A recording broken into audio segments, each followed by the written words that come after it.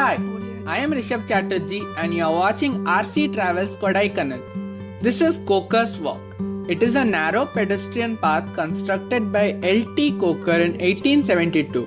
A 1 kilometer mountain road which runs along the edge of steep slopes on the southern side of Kodai Road, which is half kilometer away from Kodai. The walk winding around Mount Nebo starts near Van Allen Hospital and joins the main road above St. Peter's Church. It provides a wide-angle spectacular view of the plains. On a cloudless, clear day, one can have interesting sights such as Dolphin's Nose in south, Valley of Pambar River in southeast, bird's eye view of Periyakulam and even city of Madurai.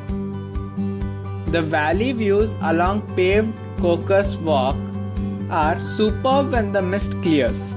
The admission fees or the entry fees is around 2 rupees, but this might change from time to time, and the camera fees is rupees 5, and there's also an observatory with telescope which shows you 2 places, and the admission or entry fee is rupees 5, and you can start from either end, that is near Greenland's Youth Hostel or Villa Retreat, and the stroll takes around 5 minutes.